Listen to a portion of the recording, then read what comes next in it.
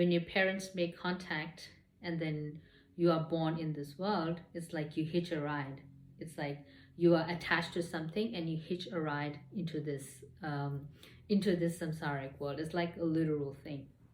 So that's why in Buddhism and in Hebrewism, they say to let go of your family. Like our Father in heaven said, you can't put your family before me. I come first. Yeshua, Son of God, said, whoever practices the dharma, whoever follows our Father in heaven is my brother and my sister, is my mother and my father. Buddha said the same thing, to get rid of your family. So that's why attachment doesn't work within the spiritual system. Attachment doesn't work. And that's why Sunyata is everything. Sunyata is everything. And when you use the Sunyata system, demons can't attach to you. Demons won't attach themselves to you because there's nothing to attach there, because you are Sunyata. How are they going to be attached to you? You're Sunyata. They can't be attached to you. So, and that's the whole point of Sunyata, and that's the whole power of Sunyata, and it works within the demonic system. The demons exist because you attach yourself to concepts, and demons attach themselves to you through those concepts. That's how the system works. So if you attach yourself to concept, the demon will attach itself to that concept that you have attached yourself to. So say if you attach yourself to the concept of culture and you're like, I'm a Nepalese, or say, I'm American, and you attach yourself to that concept of being an American, the demon's right there. The demon will affect you through that. So they'll come into your country and they'll start attacking you, and they'll start doing 9/11, they'll do the fake moon landing, and they'll do all of that. Americans have been affected by terrorists hate American or something. Demons want to attack your identity as an American, because as soon as you identify yourself as American, demons will find a way to come and break that, because that's what the demons want to do. They want to affect you, they want to harm you, they want to harm you, they want to hurt you. And also what happens is like you almost like create that demon, because at the end you're not meant to have that attachment. So when you have that attachment, the demon attaches itself to that concept and attaches to you. When you let go of that attachment, you automatically let go of that demon as well. So our attachments creates all of these demonic system and this demonic realm that we are infested with. There are more demons than humans on this earth. Like guaranteed, from my dealings, from my Vajrayana dealings, there are more demons than humans. It's like crazy. It's like demons can just multiply. So as soon as you have an attachment, there's a demon there. Attachment is demon. As soon as you have an attachment, there's a demon. There's a demon for your cultural attachment. There's a demon for your name attachment. There's a demon for your gender attachment. There's a demon for your status attachment. There's a demon for your language attachment. There's a demon for your religious attachment. There's a demon for your mother attachment, father attachment, sister, brother attachment. There's a demon for all that. So imagine how many demons you have. Because of that, we have this demonic realm. We have this demonic system because of our attachment. And when we release the attachment, we release those demons. When we have no attachment, we have no demons. When we are in Sunyata, when we are in zero, we have no demons. They could be physical demons around us. They could be physical demons attacking us, but you're not generating demons. But humans on a daily basis are generating demons because of the attachment to different things. Because demons will hitch a ride in your attachment. Demons will attach themselves to your concepts, to your attachment. Demon will literally hitch a ride with any concept that you hold on to. There is a demon there. If you say, I'm an American, there's a demon there. If you say, I'm a Buddhist, there's a demon there. If you say, Hindu is the best, there's a demon there. Any attachment equals demons. Demons will exploit that. So demons will come into what you love most, and will try to take that away from you. Will try to destroy that. Will try to create conflict in that in that place of what you love the most. And sometimes, and also fear. Demon will put a lot of fear. Oh, am I going to lose my husband? Oh, is my child going to be safe? So demon will always keep you recycling in that fear concept, in that samsaric system of duality. Demons will exploit that. And if you have any fears, demon will exploit that too.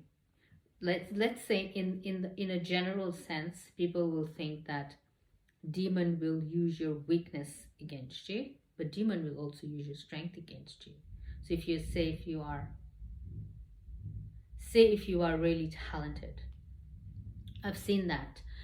Say if you're really talented, and demons will take that talent, and demons will actually exploit it, and demons will use that talent to lead other people astray.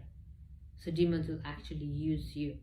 Say if you are a very smart person, demons will make you into a doctor, and demons will be like, go work for the disease industry, and demons will like create all these doctors, because all the smart person's brain is like misused. So sometimes they will abuse your strengths as well. So contact means rebirth. Contact also means you incur a karma with Sunyata, because according to Sunyata, everything is Sunyata. Everything is Sunyata. Like your name, your identity, your age, your gender. Yeshua, Son of God, Jesus Christ is Sunyata. Our Father in heaven is Sunyata. Buddha, Lord Buddha Shakyamuni is Sunyata. You are Sunyata. Everything around you is Sunyata. Everything is a mirage. Everything is Sunyata. And that's the only way to perceive the form world. That's the only way to perceive life and reality. Because if you say anything other than Sunyata, if you put a label and a name other than Sunyata to things, that's when you make contact and you incur a karma for that. Because you're meant to say it's Sunyata. You're not meant to say it's a thing with a value and a name, and you make contact with that. This is mine, it belongs to me. You're not meant to say that. That means you incur a karma. You just took possession of something that is not yours. You have a karmic account with Sunyata, because they're keeping record. Sunyata is keeping record. It's like, oh my God, that person owns all these things to me, because that person was greedy and made contact with all these different things. Greed doesn't just mean money and property and things that we own.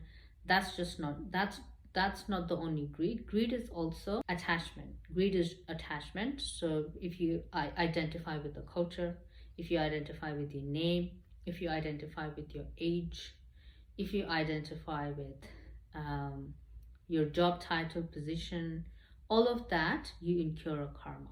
So it's not just about how much money you earn, or that you're not being generous and you're not giving alms and you're not giving donation, you're not sharing. It's not, greed is not just that, but it's actually attachment itself. To attachment to anything is you incur a karmic account to Sunyata, because how you should be perceiving this world is through Sunyata. No attachment at all. No attachment. Like for example, I might have a car, and I might think like, I own this car, this is my car, and I have a certain understanding of how I interact with that car. Like, this is my car, it's my property, I need to protect it, no one can drive it, only I drive it. So this is my car. So I have an attachment to the car. You cannot approach the car in that way. How you have to think is like, I have this car, even if I have this car, even if I don't have this car, it's the same feeling. You're not attached to the car. So tomorrow the car breaks, I'm not going to have a headache and I'm not going to cry about it. You're just going to let it go. The car breaks, the car's broken, it's going. Goodbye. And that's how you should approach it. So you have no attachment to it. And Yeshua, Son of God, has said this as well. So he said, what you have was given to you. So it doesn't really belong to you anyways. So if like, say, if Father says, give this pen to someone else, it doesn't belong to you, I have to do that. I have to give it away. because it doesn't belong to me. So it's just there, but it doesn't belong to me. It's like I have to, if Father says, give away half your things, I have to give it away because it's not mine. That's like a Hebrew system of sunyata.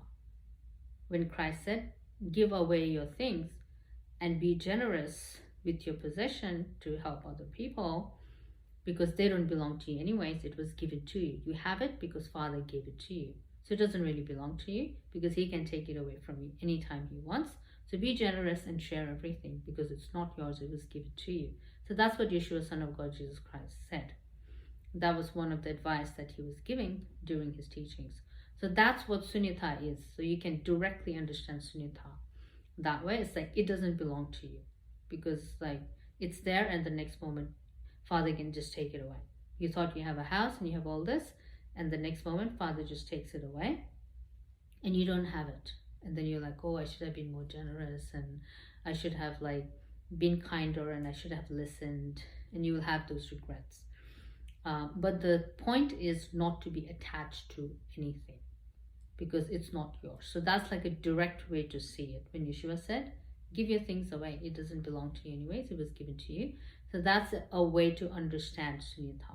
But if you look at sunyata through the Buddhist, like the deeper, more of the back end architecture, the more of the back end spiritual system, if you look at sunyata that way, you incur a karma to sunyata. You have an account with sunyata that hasn't been settled. You have an unsettled account with sunyata, and you have to settle that account with sunyata. And it's not that sunyata wants something from you, you actually have to balance that account to zero. That's what you have to do spiritually, because you incur a karma to her, you incur a karma to sunyata, you incur a karma to the Great Mother. Sunyata is the feminine, Hebrew is the masculine, Hebrew is the method, sunyata, Nepalese, is the feminine, is the wisdom. So you have a karmic account with sunyata, and because of your attachment, and you have to release those attachment to balance your account with sunyata. Because as soon as you have an attachment, you generate a demon in that instance. You generate misfortune for yourself in that instance. You get it wrong. So sunyata is saying it's zero, and you're saying no, this is my identity, this is me, this is my gender, I'm going to fight for feminism. That's what you say. Sunyata is saying it's zero, it doesn't exist. And then you have to go to the street and start fighting for your religion and start fighting for your culture and start fighting for your gender, and you got to do all that, and you are in that samsaric battlefield. And then the demons will take you there and they'll drag you and they'll spin you around, and they'll make you sad and unhappy. It's like, oh, there's this feminism is giving me a headache. They don't like me because I'm a Hindu. They call me stupid Indian. So the demons will put you through that because you have an attachment to your identity. So demons will put you through that. Any form of attachment, demon will exploit it. Demon will drag you into the samsaric battleground with that attachment because they have something to attach themselves to you. They attach themselves to you through your attachment to any concept. As soon as you hold on to the concept, as soon as you associate with the concept, they will attach themselves to you. As soon as you completely disassociate with the concept, they will attach themselves to you through those things. So that's your duality game, that's your duality battlefield. And doesn't matter how much you try to snuff that flame out, how much you try to win a Buddhist battle against a Hindu, or how much a Hindu tries to win a Hindu battle against the Buddhist, how much they try to like snuff each other out, they cannot, because it's not real. It's a mirage, it's an illusion. There is no problem there, it's just mental, it's just conceptual, and you're just fighting for nothing. And then eventually, when you keep doing that, and there's too much noise and too much chaos in the universe, what happens? If there's too much noise in your house, what happens? The neighbor is going to show up, the police is going to show up, because there is chaos there. So people want to know what's going on. Similarly, that's what happens. Like when there's too much noise, too much chaos, then Sunyata will show up, which is basically the mother tantra. Sunyata will show up because there is a lot of noise in this world. There is no peace. There is a lot of noise. There's a lot of war. Everyone fighting everyone. Like Father said in the Hebrew scriptures that my wrath is on everyone. And because of how we have behaved and what we have done and how we have interacted within the Father Tantra space, Father said, my wrath is upon everyone. You will have to go in through the Mother Tantra and you will have to balance your karmic account with the Mother Tantra. To put it sequentially, if you give a name, if you give a concept, if you associate with any idea, make contact with any concept, contact equals rebirth. You made contact with a concept, you were born in that instant. Say if you said, I am a Buddhist, you're born as a Buddhist. Now you have to go in and figure out that you're not a Buddhist, that you are Sunyata. You have to figure that out. As soon as you make contact as a Hindu, you realize you're a Hindu. And now I've got to preserve this Hindu. And I've got to fight the Buddhist and make Hindu better. You made contact with the Hindu. So you are in that illusory battlefield trying to protect the Hindu. That doesn't exist. And then that's your karma because you're in the battlefield. That you are in suffering. You are in hatred. You are at war. You're not protecting anything. You're just at war. Because everything is Sunyata. You don't have to protect anything. So that's how you take rebirth. You make contact. You say, I'm a Hindu. You make contact. You step into the Hindu battlefield and you start fighting the Buddhist. That's your suffering. And then they'll attack you and they'll say comments to you and you'll say comments to them. And that's your karma. That's your rebirth. And that's you taking rebirth in samsara. So contact equals rebirth. And rebirth comes from ignorance. Because you didn't realize Sunyata, because we don't know Sunyata. So ignorance comes from not knowing Sunyata. So why did you make contact? From your ignorance of not knowing Sunyata. So it's all step by step. The fall is step by step.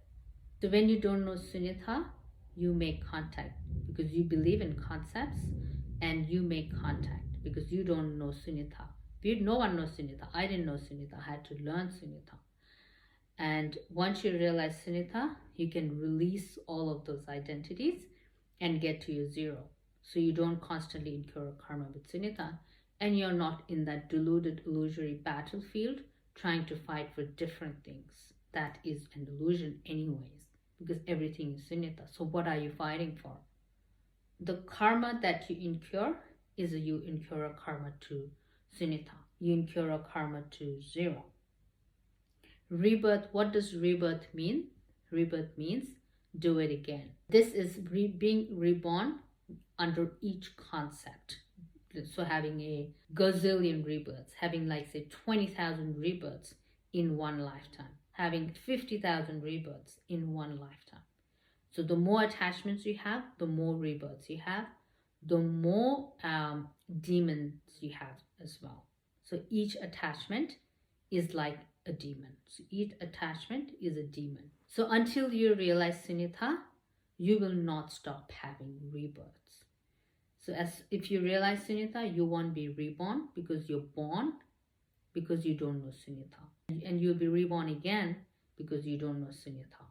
But as soon as you know Sunyata, you don't have to be born in duality because there's nothing to learn. You've realized Sunyata and there's nothing to learn. When you don't know Sunyata, you're born in this world and the duality is there to teach you what is right and what is wrong. Sunyata is showing you they are both incorrect. Right and wrong is incorrect. You have to be Sunyata. You have to be zero. You cannot take the side of good or bad. As soon as you make contact with good, you incur a karma to Sunyata. As soon as you make contact with bad, you incur a karma with Sunyata. So Sunyata is 0.